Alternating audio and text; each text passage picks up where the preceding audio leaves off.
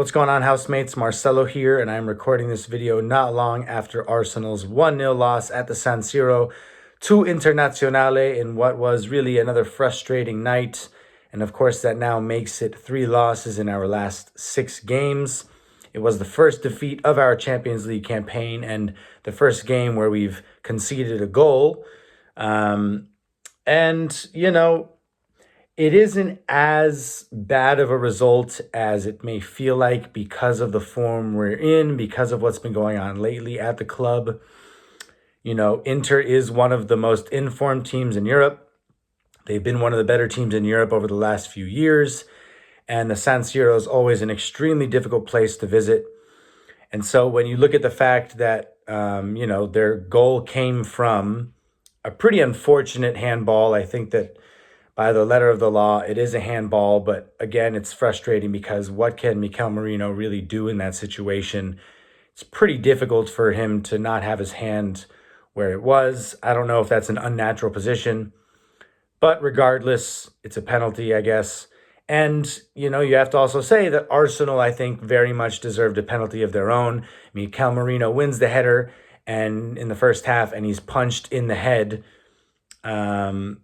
And so, there's also that to look at, right? But, of course, I don't want to be coming into this video with a number of excuses. It just wasn't enough. We didn't create enough clear chances. Again, yes, we had a lot of shots. We comfortably outshot Inter, and we created more XG than them. But with all of that being said, it was clear that we are still, like we have been for the past month or so, missing that clear creative outlet for this team. And, Ethan Nwaneri came on with 10 minutes left or so in the game. That's too late for him to really make much of an impact, especially as a 17-year-old with very little first-team experience at this point still, especially in the Champions League at a venue like the San Siro, right? And he looked sharper in his brief cameo than Leandro Trossard did in his much longer period spent in the game. And again, it just kind of goes to show that Leandro Trossard is not that creative player that we are lacking right now in the squad. That's not to take away from what Trossard brings to the table, but it's just clear that that's not his forte. And so, of course, the only bright spot before the game even started was the fact that Martin Odegaard was back. And that was a huge boost for us. But even to see him come on in the 92nd minute was really frustrating. Obviously, you have to manage his fitness because he hasn't played in so long. And you have to be smart about that, especially in what was a really high-intensity game. But you have to wonder maybe if he could have come on around the 70th or 80th minute, so he could have tried to have more of an impact on proceedings. And so, I don't want to talk too much about the game itself. Inter's a really good team, but we brought it to them, I think. Even though we didn't really create enough clear chances, Kai Havertz should have probably scored on his chance. And you can kind of tell that with Kai Havertz, he's the sort of player where we need to be clicking for things to click for him, if that makes sense. He's not the type of player. We don't really have a player who's able to make something out of nothing when nothing is going right for us. And I think that that's definitely something that we're suffering from. And that's not a knock on any of our players. Once in a while we see a moment of magic. I think back to the Porto game where Martin Odegaard played that incredible ball to Leandro Trossard at the Emirates. Or you think of Bukayo Saka, who scored against Bayern Munich. They're the kind of players who are capable of a moment like that, but those are sort of dependent on various factors that aren't really in our control right now. So, it's just hard not to feel frustrated again, right? And now in the context of Sunday's visit to Stamford Bridge, it really feels like we're at this crossroads now, right? Where our season is sort of hanging by a thread.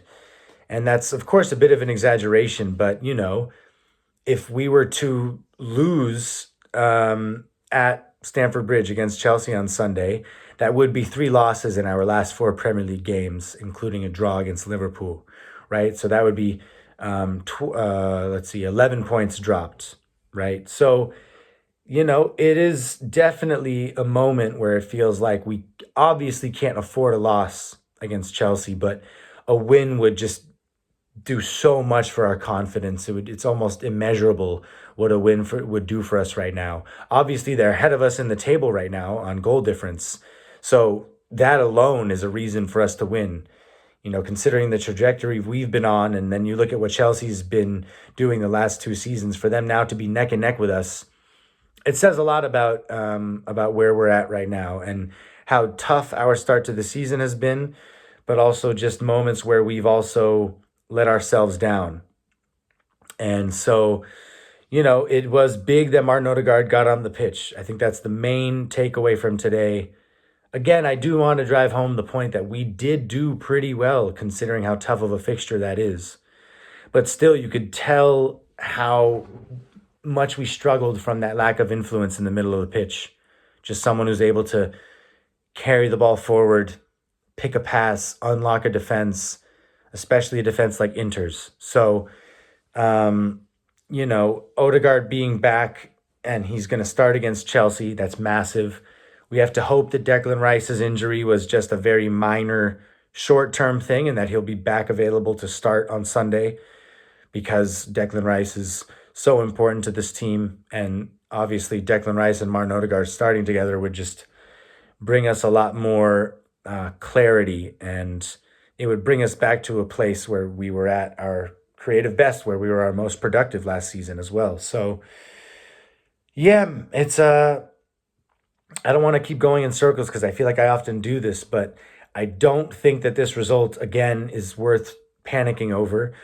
At the risk of sounding like a broken record, in the context of how difficult this fixture is, I think we made a pretty good effort, and I think we put up a good fight. But at the end of the day, obviously, that's never enough, and we have to be really, really sharp, and not sharp, but resilient. Resilience is the key word here, because most teams are going to experience a slump at some point or another in the season, and it was not too far from this point last season where we had that slip up, right? And so now it's really just about how we bounce back more than anything. Martin Odegaard being back is absolutely massive. We're still waiting to hear back about Calafiori's fitness. Takahiro Tomiyasu, I'm not even really thinking about at this point. I just don't think that there's any point in putting any stocks in his return, or even considering him as a factor upon his return to the team. But Mikel Arteta is going to have to really dig deep now. And at a time where he's also without Edu, that obviously doesn't affect the immediate day-to-day life on the training ground or on the pitch when we're playing. But, between that and this run of form we're on, we're going to have to find an answer, and we're going to have to find it quickly. There's talk of Cole Palmer missing the game on Sunday, and that would be a boost for us. But again, we are too far into this project to be banking on the absence of a player on another team to help us get a result. We've won at Stamford Bridge the last 3 seasons running, but this is the first time really since then, before then, where I don't feel so confident going into the game. Inter's a much better team than Chelsea, it has to be said. Defensively, their structure is incredible. So, I don't think, we lost to Inter, so we're going to really struggle against Chelsea. I'm nervous about the Chelsea game. I don't feel so confident going into it. But, as long as Declan Rice is back, as long as Martin Odegaard starts, we have the same back line that we had today. We should feel fairly confident, in theory, going into this Chelsea game. But again, momentum is so important in football, and we are at a complete lack of it right now. So this is going to be such a huge test of where this team is at mentally in seeing how we show up on Sunday, because we simply cannot afford to lose. A draw would be acceptable, but even then, it would still be leaving us well off the pace for what's required to win the Premier League. And so we're just gonna have to stick to it. We're gonna have to stick together through this rough patch, housemates, because it's never pretty. It's not always gonna be pretty, is what I wanted to say. So we regroup, and we move. That's all we can do right now, and we just have to hope that this is a big blip and not us falling off entirely. So try to stay as positive as you possibly can, and we'll see how we prepare for Sunday. So until then, I will be back on here soon, of course. But in the meantime, take it easy and yeah, just stay behind the boys because we need to be together now more than ever. All right. As always, thanks for watching, housemates, and I will see you soon. Peace.